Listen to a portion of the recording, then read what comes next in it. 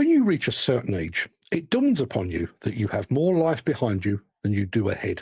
So perhaps it's natural to long for the past and to mourn its passing.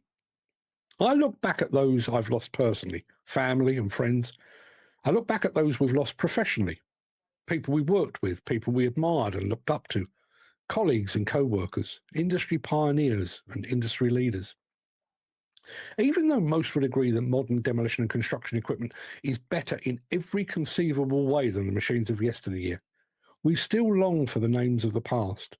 Evelyn Barford, Benford, Brett, Drott, Hymack, O&K, Poclane, Priestman, Smalley.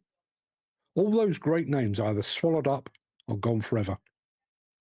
Yet there's something I miss almost as much as the people we've lost, and perhaps even more than the machines. It's hard to describe, impossible to define, intangible. It's not so much a thing as a feeling. But this industry used to feel different. It used to feel better. It's strange. Working conditions are better today than at any time in the sector's history. Aside from a few glitches in the past few years, it's significantly safer too. The machines are cleaner, more comfortable, and more productive. Yet for all of those improvements, it feels like we lost something on our evolutionary journey. The industry feels more cutthroat, more dog-eat-dog. There was once a sense of mutual respect, even among competitors. You'd bid for a job and win or lose on the merits of your reputation, your workmanship, and your word. These days, it's a race to the bottom. Lowest price wins, no matter how unsustainable or irresponsible the bid. Contractors undercut each other with suicidal pricing, hoping they'll claw it back with variations, delays, or corner cutting. And let's not kid ourselves.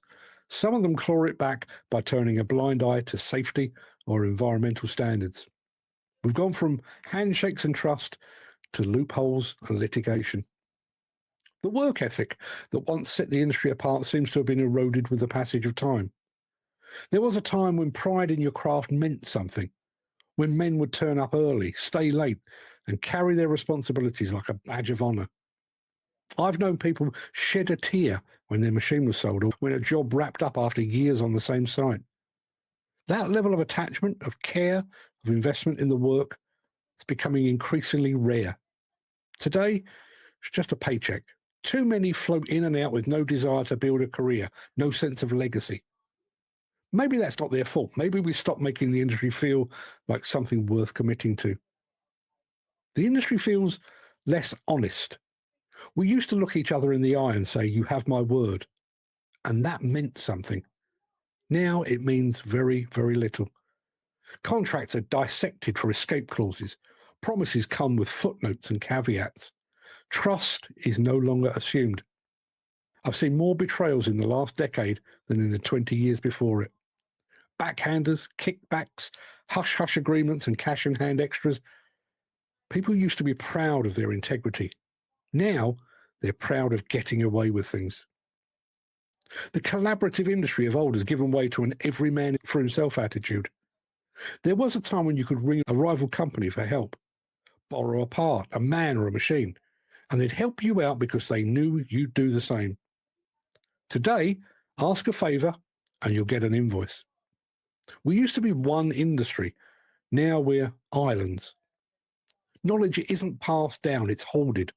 Relationships aren't built, they're leveraged. You walk onto a site now and it's silence. Earbuds in, heads down. Where's the camaraderie? Where's the mentorship? Where's the sense of being something bigger than yourself?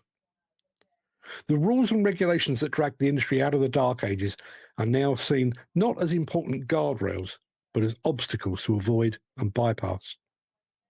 We fought hard to make this industry safer. Too many men died to get us where we are. And yet we see it all the time. Corners cut, risk assessments fudged, toolbox talks treated as box-ticking exercises. Health and safety is now just a legal requirement, something we do just in case someone else is watching, a burden we have to bear so we don't get caught. Environmental laws, mental health initiatives, gender equality policies, they're all just paperwork rather than progress.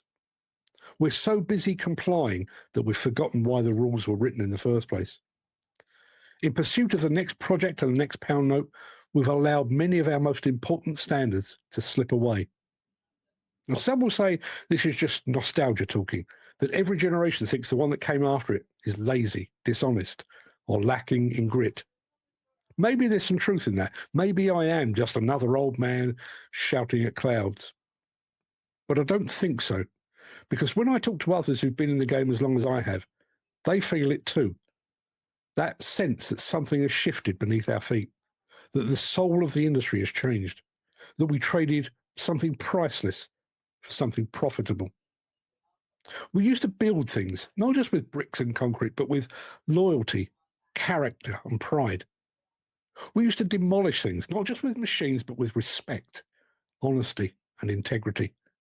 We used to belong to crews, to companies, to communities. Now we're individuals, contractors, freelancers, consultants, drifters on a landscape we used to help shape. I know we can't go back. The past is not a place we can revisit, only a memory we can carry.